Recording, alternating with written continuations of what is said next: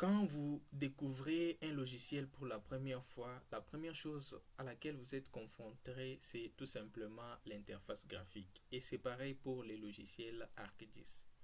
Donc, les logiciels ArcGIS disposent d'une interface qui, comme tout autre logiciel, comporte des barres, des outils, différentes parties, et si vous ne vous y connaissez pas, vous risquez de vous y perdre. Il est toujours avantageux, avant d'apprendre un logiciel, de savoir les différents outils auxquels vous aurez recours, les différentes barres, comment elles sont disposées. Et c'est justement ce que vous allez voir dans cette vidéo. Nous vous invitons donc à mettre la main dans la cambouille. Avant de commencer cette vidéo, abonnez-vous à la chaîne si ce n'est pas déjà fait. Tirez sur la petite cloche pour recevoir des nouvelles. Recevez gratuitement votre ebook logiciel Comment ça marche. Vous trouverez les liens dans la description.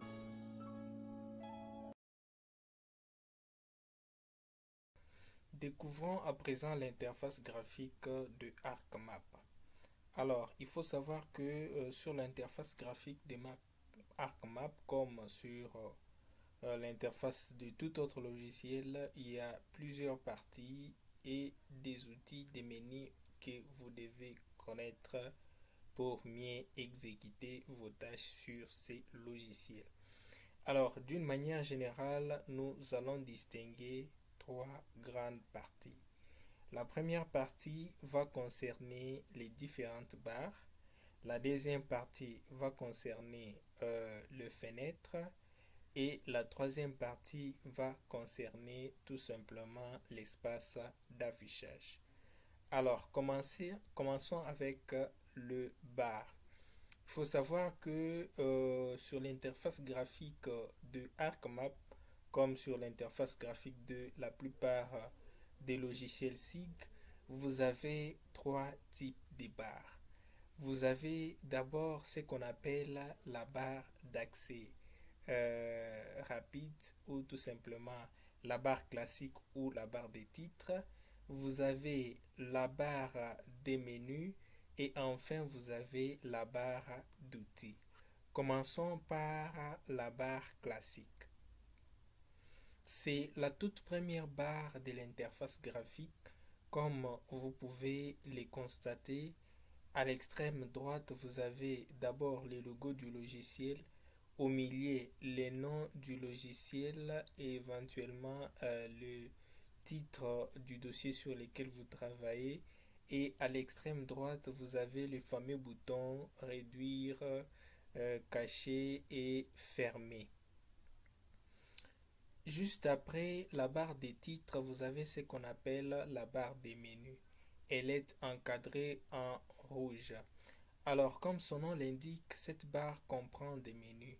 Vous avez là le menu File, le menu Edit, le menu View, le menu Bookmarkers, le menu Insert, le menu Selection, le menu Geoprocessing, le menu Customize, le menu Windows et enfin le menu Help. Alors, si vous cliquez sur chaque menu, donc vous aurez tout simplement accès à différentes options auxquelles vous pouvez évidemment faire recours. Par exemple, sur le menu File, nous avons l'option New, l'option Open et ainsi de suite. Sur l'option Edit, View et tous les autres menus, vous aurez bien évidemment les options attachées. Alors, cela est très important parce que vous devez utiliser ces différentes options pour réaliser des tâches différentes. Ensuite, vous avez ce qu'on appelle la barre d'outils. Comme vous le voyez, cette barre d'outils est ici encadrée en rouge. Alors, comme son nom l'indique, la barre d'outils comprend plutôt les outils. Et les outils, elles sont de plusieurs catégories. Nous avons d'abord les outils que nous appelons des outils standards. Ce sont les outils que nous avons à ce niveau. Tous ces outils, ce sont des outils standards que vous pouvez retrouver évidemment dans la plupart des logiciels. C'est notamment l'outil New, l'outil Open, l'outil enregistrer, imprimer, aller en avant, en arrière. Ce sont des outils standards.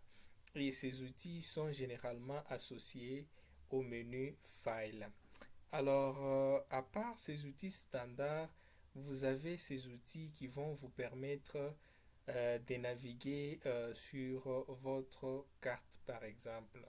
Et il y a aussi des outils très spécifiques qui sont utilisés spécialement, évidemment, sur votre logiciel ArcMap. Il s'agit notamment de l'outil catalogue, de l'outil Arc Toolbox, etc. Ce sont des outils spécifiques, bien sûr, à votre logiciel ArcMap. Alors, une autre chose que vous devez savoir est que les outils tels que disposés sur l'interface graphique sont plutôt catégorisés en groupes. Et comme vous pouvez le constater, à l'extrême gauche de chaque groupe, il y a une espèce de pointillé qui marque la fin de chaque catégorie. Et dès que vous approchez sur ces pointillés, votre pointeur prend la forme en croix. Et en maintenant le clic gauche, vous pouvez balader cette catégorie et la disposer n'importe où sur l'interface graphique. Par exemple, là, je peux la disposer au centre. Mais sachez que je peux, en maintenant un clic droit sur comment dire, son menu, la déposer à l'extrême gauche ou bien la déposer à l'extrême droite. Donc cela ne dépend que de vous. Quant à moi, je vais plutôt la remettre sur sa position initiale. Voilà.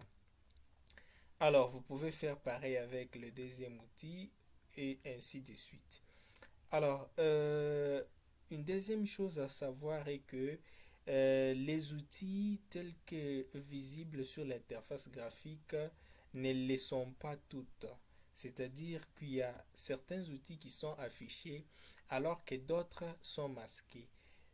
Donc, il ne faut donc pas paniquer si vous remarquez que l'outil que vous recherchez n'est pas sur l'interface graphique.